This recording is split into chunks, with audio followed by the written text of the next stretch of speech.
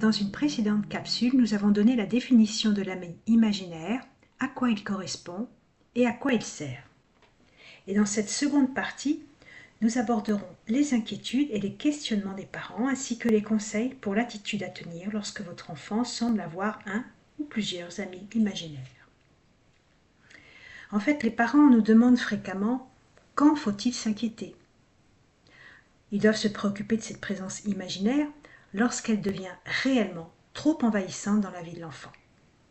Quand il fait des crises d'angoisse si ce compagnon n'est pas là, que cette soliloquie tourne à l'obsession, que cela le coupe de son entourage, qu'il s'isole et déprime et ne vous parle plus que de façon incohérente.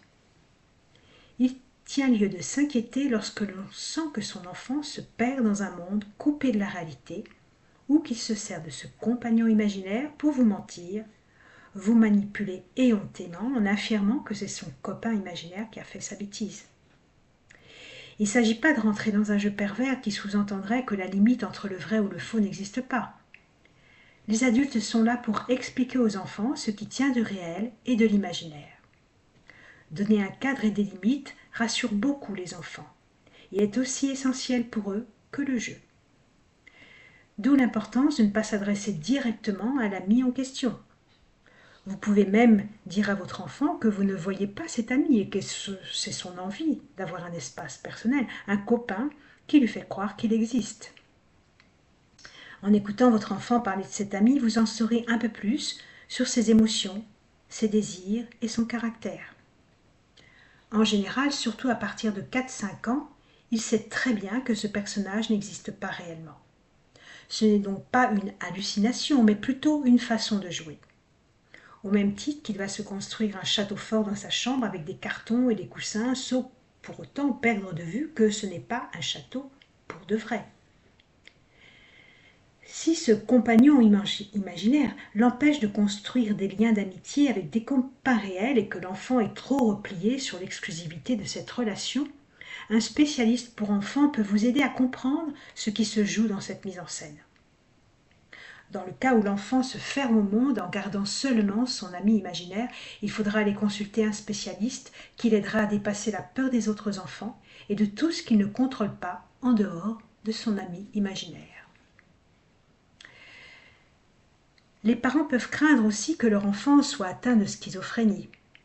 Certes, cette affection existe, mais elle est rarissime chez l'enfant.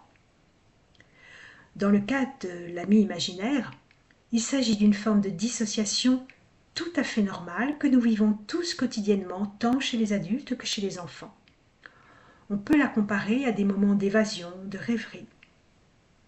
La dissociation psychique, qui peut être névrotique, est un processus par lequel un individu se distancie de certaines expériences ou émotions.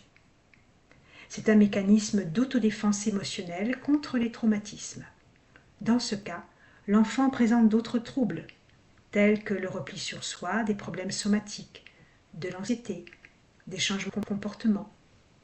Il est alors indiqué de consulter un pédopsychiatre ou un psychologue pour ne pas risquer de passer à côté d'un trouble de la personnalité ou d'un trauma subi par l'enfant. Quelquefois, on est amené à s'interroger sur la nature de ce personnage. Surtout si votre enfant vous raconte que cet ami imaginaire n'est pas de son âge, que c'est un adulte ou qu'il est menaçant. Certains psychologues pensent qu'il existe la possibilité que votre enfant voit le monde invisible et que ses amis existent réellement. Cette éventualité est un thème délicat.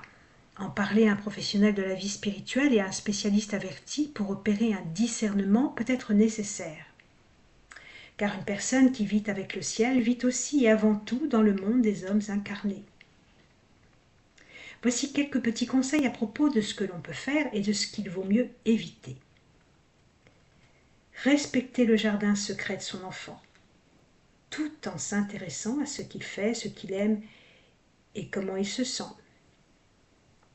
Soyez fiers de l'enfant qui devient autonome, pas jaloux qu'il ait des rêves en dehors de vous.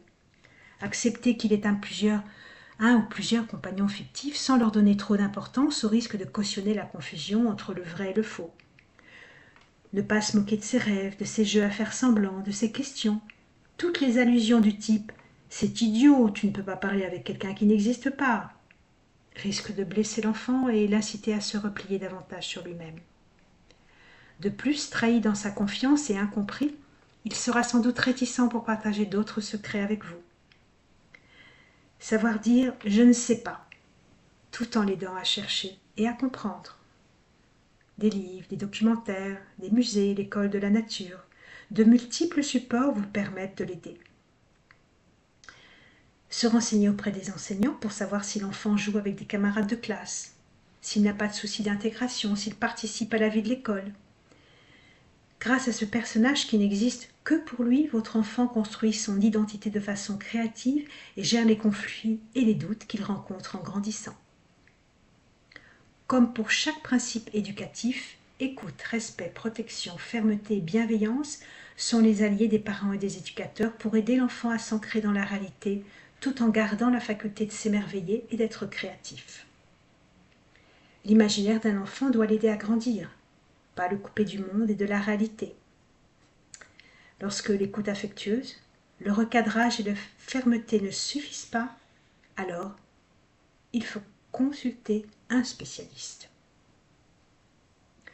Dans mon livre « Les enfants indigos, comprendre et accompagner ces enfants à la sensibilité extraordinaire », je consacre un chapitre à ce qui pourrait faire penser à des amis imaginaires, mais qui n'en sont peut-être pas vraiment. Dans la première histoire, l'ami imaginaire a constitué un révélateur et une aide précieuse au dénouement de conflits familiaux. Il a disparu en laissant place à de vrais amis en chair et en os. Dans la seconde histoire, il est question de fantômes. En psychogénéalogie, le fantôme désigne un élément psychique resté secret dans la psyché et qui se transmet dans les générations successives sous forme de mots MAUX, de maladies ou d'accidents. La question de la médiumnité, comme dans le film Sixième Sens, est également abordée dans ce chapitre. Pour le jeune héros de cette histoire, l'ami imaginaire pourrait être une entité, un défunt, plutôt qu'uniquement une construction imaginaire. Nous consacrerons dans une autre capsule ce thème délicat de la médiumnité chez l'enfant avec les conseils aux familles pour accompagner leur enfant lorsque cette aptitude les dérange et leur fait peur. En tout cas, il s'agit de développer une aptitude à accueillir sans juger ni encourager. Merci de votre écoute.